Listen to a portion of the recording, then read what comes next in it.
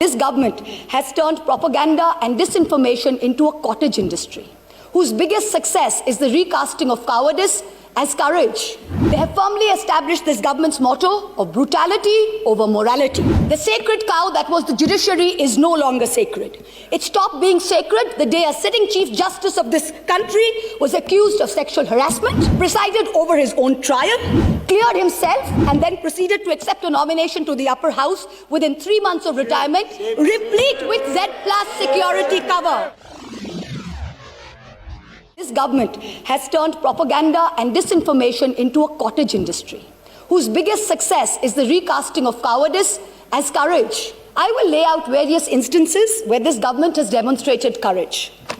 The government claims it has shown courage to bring in a law that questions on arbitrary parameters who is or who isn't an Indian. The Citizenship Amendment Act was passed in 2019 in this House on the pretext of granting citizenship to persecuted Hindus and other minorities in neighboring countries. At the same time, it threw into an abyss of insecurity millions of Indians who had been living in this land for generations.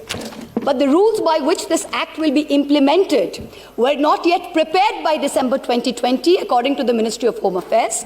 The courage to make India, the world's greatest democracy, into a virtual police state, whereby a single dubious complaint, both an eminent member of this House as well as one of India's most veteran journalists, is charged with sedition.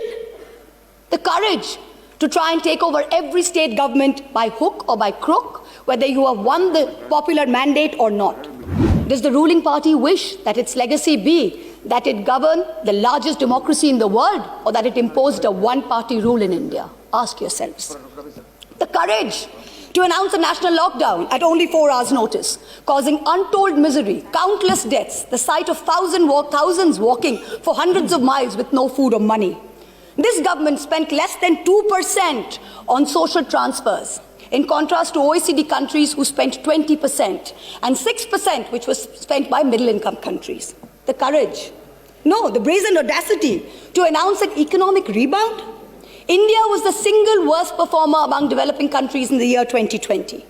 Even if we believe this government's economic survey, the economy was lower by 7.7% in 2020 and will rise by 11% in 2021. So in effect, by 2022, that is over a 2-year time span, the economy will be flat. The courage to use the official channels of the Ministry of External Affairs to respond to social media posts by an 18-year-old climate activist and an American pop star, where not even one single ministry has been deputed by this government to try and look out for the food, water and basic sanitation needs of the farmers and their families who have been camping at the border for almost 90 days.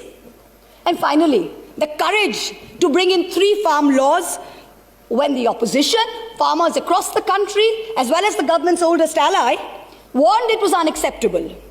These laws were arrived at without consensus, tabled without scrutiny, and rammed down this nation's throat with the brute force of the Treasury benches. They have firmly established this government's motto of brutality over morality. And everyone else in this country has been portrayed as a coward or a terrorist, from the farmers to the students to the old ladies of Shaheen Bagh. You say you have courage. You claim you have done so many things that no other government before you has done. Yes, that is true. In true fascist fashion, you have made every act of pettiness, of vengeance, of hate, of bigotry a part of your narrative of courage. The sacred cow that was the judiciary is no longer sacred. It stopped being sacred the day a sitting Chief Justice of this country was accused of sexual harassment, presided over his own trial, cleared himself, and then proceeded to accept a nomination to the upper house within 3 months of retirement, replete with Z+ security cover. The judiciary stopped being sacred when it chose to squander the greatest opportunity that any bench of the highest court of this land has ever seen, to reinforce the founding principles of our democratic republic and to uphold the rights enshrined in Part 3 of our Constitution. One second, please. Premchandra ji. She cannot discuss. 352. The Chief Justice, the conduct of the Chief Justice of India. Let the minister here, without giving the prior notice and approval of your chair. 352(5). A member while speaking shall not reflect upon the conduct of a person in high authority unless the discussion is based on a substantive motion drawn in proper items. Chief justice of India को हम लोग यहाँ discuss कर रहे हैं sir. Let me pass the observation of the chair. We will go through the proceedings.